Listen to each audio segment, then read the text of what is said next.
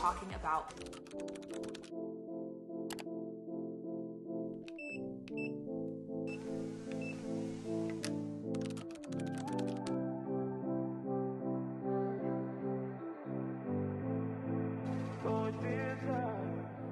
Good morning. In today's video, I'm taking you through a full day in my life and sharing what I eat and everything I do, as well as all of my tips and tricks for reducing bloating, flattening your stomach, and just really focusing on and prioritizing gut health. Everyone's gut is different, but I'm gonna share all of the tips that I learned from doing tons of research and kind of the science side of things, as well as the things that work really well for me personally. So hopefully you will be able to find something in here that will help as well, because bloating it's the worst. It is the worst. It's painful, it's uncomfortable, it's just not a good time. The reason I'm making this video is because a couple of weeks ago, I was experiencing insane bloating. It lasted for days. It was awful. I'm gonna insert a little photo.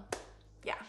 It was bad. It's a couple weeks later. Finally, things are back to normal. I'm feeling good again, and I'm gonna share all of my tips and tricks in today's vlog. My first tip is trying to exercise consistently. I mean, we all know that exercise is important for basically everything in our lives, but it is really important for gut health and for our immune system. On the specific days that I'm feeling bloated, my favorite thing to do is to just walk or do a really light jog for like 30 to 60 minutes. I find that really helps with bloating and digestion. I have a walking pad, so I love walking and working at the same time. So I did like my weekly planning this morning while I was on my walking pad. That was great. My next tip is something I'm sharing with you, but also reminding myself of: listen to your body and don't eat if you're not hungry. Like, especially if you wake up and you're feeling bloated and your stomach is still full from the night before. I feel like it's just a good reminder because I'm such a habitual eater, and it definitely ends up making me feel worse on days when I'm already bloated. Next, we need to chat about coffee. And here's my thoughts on coffee. If it ain't broke, don't fix it. That's all I'm gonna say, okay? Coffee's a diuretic. We all know that it's good for digestion. Coffee has a lot of health benefits. I cannot drink black coffee. I know that that's apparently the healthier thing to do, but I have to have my coffee sweetened and creamy. So I just make my lattes with the Fairlife ultra filtered whole protein milk. I find that it's really creamy. It tastes similar to whole milk, but it has a lot more protein and the macros are a lot better. Today,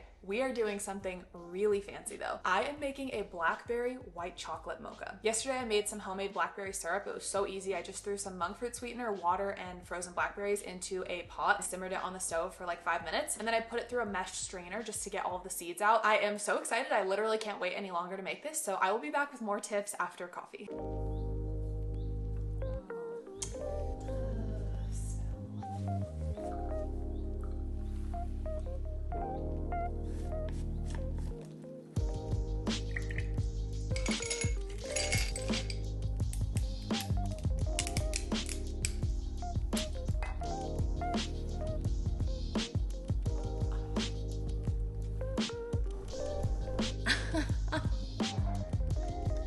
So good. Oh, sue me. She needs a little more white chocolate. Okay, I thought we could have a little bit of a coffee chat. We can't talk about gut health without talking about fiber. Fiber is essential for a healthy and happy gut, but it also has so many other benefits for our health. It can reduce your risk of colon cancer. It helps keep you fuller for longer. It's great for digestion. It is just so good. The gold standard for fiber is about 14 grams of fiber per 1,000 calories consumed. Let's be honest here, that is kind of hard to reach. But don't worry, I have a few tricks up my sleeve for this that I'm gonna share. A few months ago, I calculated the foods that have the highest amount of fiber per 100 calories. So the top 4 foods are raspberries, passion fruit, chia seeds, and blackberries. Something to keep in mind, although very beautiful, this blackberry latte does not have any fiber in it because I strained out all of the seeds and the fruit that would actually have the fiber. So this is just for fun, not really for gut health. But one thing to keep in mind, there is such a thing as too much fiber, or having too much fiber too quickly. That can definitely cause some bloating and digestive issues as well. So it's probably worth kind of slowly increasing fiber over time. But honestly, I feel like in today's society, if you have too much fiber, that's kind of impressive. I certainly don't have that problem. One important thing I wanted to mention, I see a lot of people using fruit juices or vegetable juices to try and improve gut health. You actually strain out virtually all of the fiber in the juicing process, and you're losing out on one of the most important parts of fruits and vegetables when you're consuming them through juice. But yeah, I think it's really important to try and prioritize the whole fruit and whole vegetable over getting the juice, because you're missing out on all of that fiber, which is so important for gut health. I'm gonna put on the screen right here a bunch of other high fiber vegetable sources, kind of more like savory options. I try to mix both fruits and these specific vegetables in throughout my day and week just to make sure I'm getting enough fiber. I think fiber, as well as this next tip I'm gonna share with you, are probably the 2 most impactful things I did to kind of reverse my bloating and get my stomach to be a little bit flatter. My next tip is probiotics and fermented foods. There's a ton of incredible research about how essential probiotics and fermented foods are for our gut health. Probiotic supplements can help too. This is one that I've been taking for years. It's just from Trader Joe's, but probiotic supplements are not as effective as getting it from whole food sources. I personally like to do both. So I do take a daily probiotic supplement, but I also try to prioritize fermented foods and probiotic rich foods in my diet everywhere that I can. I love a fun probiotic supplement. One of my favorites right now is the Clever Chai Latte Mix. I've tried so many other different lattes. This one is my favorite by far. It's just like so creamy. The chai flavor is so good. And the probiotics in this are heat resistant, which is awesome because you definitely don't want to just kill all of your probiotics in hot water because then it's like, what's the point, you know? I do have a discount code for Clever if you want to get 15% off of your first purchase. The code is Cadence15. I'll also pop a link into the description, but I've been really loving Clever as just a fun way to add probiotics, adaptogens, and other just like things that are good for your health into your diet. And I love a fun drink, honestly. Another fun one I tried recently was the Coconut Cult yogurt. Very sour, but I personally loved the flavor. My only thing is that it's kind of expensive. It's like $10 for a little tiny jar. I understand why it's expensive. They have like an incredible amount of live active cultures in there. You can also get it from whole food sources. So kefir, Greek yogurt, I love both of those sources. So yogurt or anything fermented. I love kombucha. You could also do pickled foods like sauerkraut. So I'm gonna finish my coffee, and after that, I'm going to make the most insane smoothie. I know I say this about every smoothie. I'm just obsessed with smoothies right now. We're doing a raspberry cheesecake smoothie that is super, super gut healthy because it's high in probiotics, fermented food, and fiber. So gorgeous, also so insanely delicious. I am so excited to share it with you. So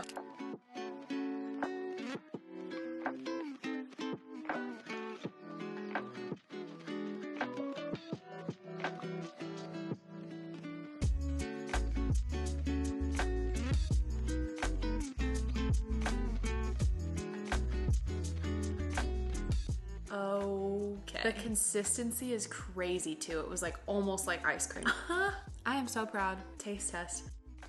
That is so good. If you like it on the sweeter side, you could definitely add some honey, maybe a date. I don't mind the tartness of the Greek yogurt. This raspberry glaze that I made, it is beautiful, but honestly, it does add a really nice flavor. I've had this smoothie without the glaze. It's still delicious, but I actually think the glaze makes a big difference. My next tip is, unfortunately, to be mindful of ultra processed foods. I think that eating too much processed food is actually one of the main reasons that I get bloated these days. I'm trying to work on the amount of processed food that I have in my diet. It's not to say that all processed food is bad. Like protein is an ultra processed food, right? But protein powder is a really important part of my diet, and it's one of the only ways that I can get enough high quality protein into my day. Ultra processed does not mean bad, but there's a lot of evidence that eating too much ultra processed food can definitely have a negative impact on our gut health. So I'm trying to limit it as much as possible. And when I do have ultra processed foods in my diet, I try to make sure that they have a purpose or a function. And of course, every now and then I have treats or nights out or whatever that I just want to enjoy myself and not worry about it. And that's totally fine. But I do it with the knowledge that I'm probably going to be a little bit bloated and my digestion won't be quite as good as normal. And honestly, I have a lot of foods in my diet that have like good macros, I guess, but are still super processed, like protein bars. I eat a lot of protein chips and snacks, and I think having Quest protein chips as a snack is a lot better overall for my health than having like a regular bag of Doritos. Let's be honest, they're both still ultra processed. It's something I'm working on, but I just want to be honest, I'm not perfect at it, and there's definitely still a lot of processed foods in my diet. Okay, the next recipe I'm going to share with you is one of my favorite snacks. I love making chia pudding. This specific chia pudding is kind of a double whammy though, because it has chia seeds and passion fruit. And as we discussed earlier, chia seeds and passion fruit have a ton of fiber per 100 calories, which is fantastic. So I do like to prep my chia pudding in advance. My favorite recipe by far is to just use about 2 tablespoons of chia seeds. I wish I had a measurement, honestly, but I really do eyeball the milk. My favorite milk to use is coconut milk. I just like to let my chia pudding set overnight, but it really only takes like 30 to 40 minutes. But usually by the time I'm eating it, I'm impatient and I just want it to be ready. So that's why I prep it in advance. This recipe is so delicious. And it's a really nice snack that you can take with you on the go. Back when I was working in office at my corporate job, I would prep tons of chia puddings and bring them as like a snack. So yeah, let me show you how I put that all together.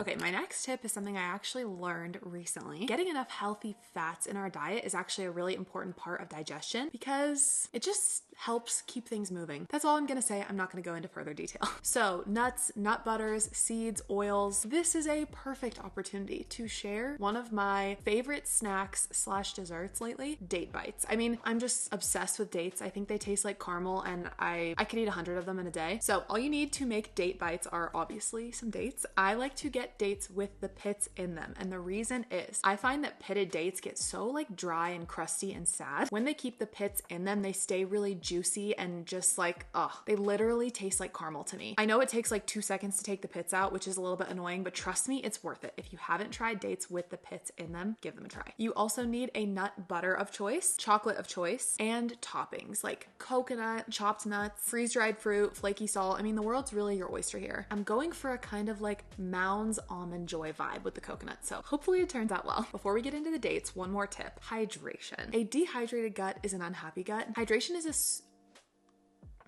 My boyfriend's Apple Watch alarm is going off because he let it die a couple of weeks ago and now it thinks it's 6:40 a.m. at 2:15 in the afternoon. So 1 second. All right. Anyway, hydration is super important for gut health and also a healthy digestive system. The gold standard is between 80 and 100 ounces of water per day. For most people, it can kind of depend on a few factors. Honestly, sometimes I get bored of water, so I also like tea. What I've really been loving lately is strawberry chia water. Literally just take a glass of ice water, add some chia seeds, add a couple of frozen strawberries so it kind of like infuses that flavor into it. Leave it for 5 or 10 minutes so that the chia seeds can get that gelatinous outer coating, and that's it. One thing to keep in mind though, I did let my boyfriend try a sip of my chia water the other day. I wish I had a photo of his face because it was the funniest thing ever. You know when you like give a toddler food to try and they want to like it but they really don't, and it shows immediately on their face that they hate it? That was him when he tried the chia water. I think it's an acquired taste. One thing though with hydration, I do find that especially when I'm dealing with bloating or any kind of digestive issues, it's helpful to avoid carbonated water or like carbonation in general. I find that it just makes things worse and kind of adds air to my stomach that I don't need. I don't avoid carbonation on like a regular basis though, just when I'm dealing with bad bloating or digestion issues or whatever, because yeah, it definitely doesn't help. But anyway, let's go make some dates.